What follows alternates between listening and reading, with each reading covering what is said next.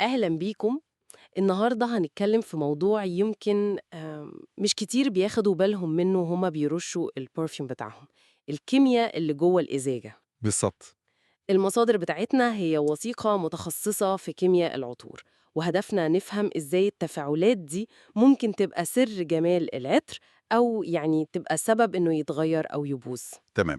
الموضوع فعلًا مش مجرد خلطة مكونات حلوة وخلاص، ساعات كتير صناعة العطور نفسها بتستخدم الكيميا دي كأنها يعني أداة فنية، بنعتمد على تفاعلات معينة تحصل عشان تدينا نتيجة معينة. دي حتة مهمة قوي، يعني العطار مش بس بيركب مكونات، لأ ده ممكن يكون بيعمل تفاعل كيميائي مقصود جوه التركيبة نفسها. زي إيه مثلا؟ أشهر مثال هو اللي بنسميه قواعد شيف أو شيف بيسز. قواعد شيف؟ أيوه، دي ببساطة تفاعل بين مركب اسمه ألديهيد ومركب تاني اسمه أمين. أشهر أمين مستخدم هو ميثيل أنثرانيليت، ريحته كده بين الفاكهة والزهور البيضاء. آه. الناتج بقى مركب جديد خالص، غالبا لونه أصفر واضح كده، وبيدي للعطر ازاي أقولك عمق ودفء مميزين قوي، صعب تجيبهم بطريقة تانية. يعني التفاعل ده نفسه هو اللي بيخلق طبقة جديدة في الريحة؟ بالظبط كده.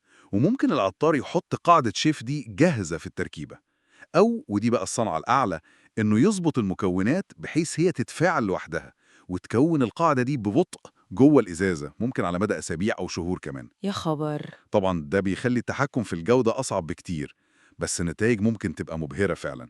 بنشوفها كتير في عطور التيوب روز الحديثة. واو، يعني العطر ممكن يفضل بيتطور وهو عندي في البيت؟ طب في تفاعلات تانية مفيدة بالشكل ده؟ آه طبعا، في حاجة اسمها هيمي أسيتالات، دي بتتكون لما الألدهايدز أو الكيتونات، ودي برضو مكونات مهمة، تتفاعل مع الكحول اللي في العطر. تمام، وإيه فايدتها دي؟ فايدتها إنها ممكن يعني تلطف شوية من حدة بعض الألدهايدز اللي ريحتها قوية قوي لوحدها، ممكن تبقى مش مقبولة. يعني بتعملها زي تنعيم كده. بالظبط. وكمان ليها دور في عملية التعتيق أو الماتوريشن، بتساعد المكونات كلها تمتزج ببعض وتتجانس بشكل أفضل، خصوصا بعد ما نخلط العطر بالكحول الإيثيلي. حلو قوي.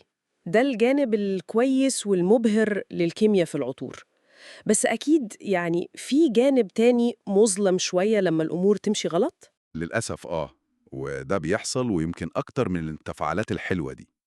في عوامل كتير ممكن تبوظ العطر: الهواء طبعا، الأكسدة اللي بيعملها، الأكسدة دي معروفة. والحرارة والضوء، وحتى لو في شوائب معادن يعني حتة حديد صغيرة في المكونات، أو حتى في العبوة نفسها. الحديد كمان؟ آه وكمان البيئة الكيميائية للمنتج نفسه اللي هنحط فيه العطر، يعني هو حمضي ولا قلوي، البي اتش بتاعه عامل ازاي. طب نرجع تاني للألديهيدات والكيتونات دي، بما إنها مهمة قوي، إيه المشاكل اللي ممكن تحصل بسببها؟ فاكرة الهيميستالات اللي قلنا عليها مفيدة؟ آه. لو الوسط اللي فيه العطر بقى حمضي شوية، وده ممكن يحصل لو مكونات تانية اتحللت وطلعت أحماض، الهيميستال ده ممكن يتفاعل خطوة كمان ويعمل حاجة اسمها أسيتال. أسيتال؟ المشكلة إن الأسيتال ده في الغالب ريحته مش زي ريحة الألدهيد الأصلي الحلوة، فكأن الريحة المهمة دي اختفت أو قلت قوي، ودي مشكلة بنشوفها كتير في العطور اللي فيها كحول. إيه خبر؟ يعني حاجة كانت مفيدة ممكن هي نفسها تبقى سبب المشكلة. غريبة قوي. طب وإيه كمان؟ في تفاعل تاني اسمه تفاعل الألدول، ده بيحصل لما جزيئات الألدهيد أو الكيتون تتفاعل مع نفسها، تتحد ببعضها. تتحد ببعضها؟ طب وده يعمل إيه؟ ممكن يغير طبيعة المادة نفسها، يخليها مثلا تتجمد أو تتقل، والأهم الريحة الأصلية بتروح، وممكن يظهر لون مش حلو كمان.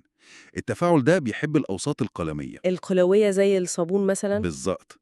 عشان كده بيمثل مشكلة كبيرة قوي في الصابون. تخيلي تحط ريحة حلوة قوي في صابونة، وبعد شوية تلاقي الريحة اتغيرت والصابونة نفسها لونها بقى غريب ومش مظبوط. فعلا دي تبقى مشكلة كبيرة للمصنع وللمستهلك.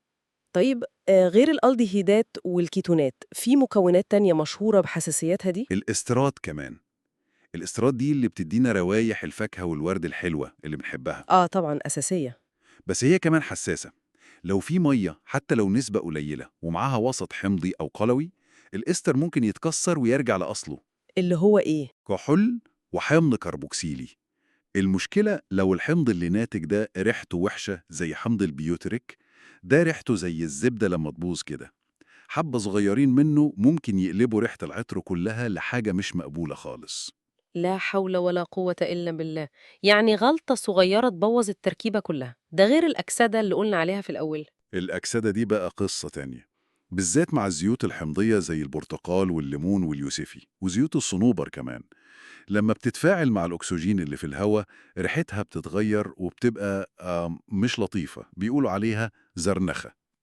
الريحة دي معروفة في الزيوت القديمة. تمام. عشان كده بيحاولوا يضيفوا مضادات أكسدة للعطور دي أو يعبوها تحت غاز خامل عشان يبعدوا الهواء. وقلنا كمان الحديد لو موجود كشوائب، ده بيسرع تفاعلات كتير قوي وممكن يخلي لون العطر يغمق ويبقى بني محمر كده. طب والضوء والحرارة؟ دايما يقولوا لنا شيلوا البرفيوم في الضلمة وبعيد عن الحر. نصيحة في محلها تماما. الضوء وخصوصا الأشعة فوق البنفسجية اليو في مش بس ممكن تغير لون العطر، لا دي ممكن تخلي مكونات معينة تعمل حساسية للجلد لو تعرضنا للشمس بعد ما حطينا العطر. معقولة؟ أيوه. والحرارة بقى دي تعتبر العدو الأول للعطر. ليه؟ لأنها بتسرع كل التفاعلات الكيميائية الوحشة اللي حكينا عليها دي. كل ما الحرارة زادت كل ما التفاعلات دي مشت أسرع والعطر باظ أسرع وعمره الافتراضي قل جدا. ده كله بيحصل جوه الإزازة. أمال بقى لو العطر ده محطوط في منتج تاني زي لوشن أو شامبو أو منظف، التحدي أكيد أكبر. أكبر بكتير طبعا. منتجات زي المبيضات مثلا أو المنظفات القوية جدا، دي البيئة الكيميائية بتاعتها قاسية جدا، بتكسر وتدمر معظم أنواع العطور. عشان كده اختيار عطر ينفع للمنتجات دي صعب ومكلف وبيحتاج اختبارات ثبات كتير قوي. ده غير العبوة نفسها. أكيد. نوع البلاستيك أو المادة اللي مبطنة للعبوة ممكن يتفاعل مع العطر، أو ممكن يسمح لمكونات تطير وتتسرب، أو ممكن هو نفسه يضيف ريحة مش كويسة للعطر. وتغير اللون في الصابون اللي ذكرته. دي مشكلة شائعة جداً. ساعات اللون بيتغير بسبب لون المكونات الأصلية اللي في العطر، وساعات بسبب تفاعلات بتحصل مع الوقت.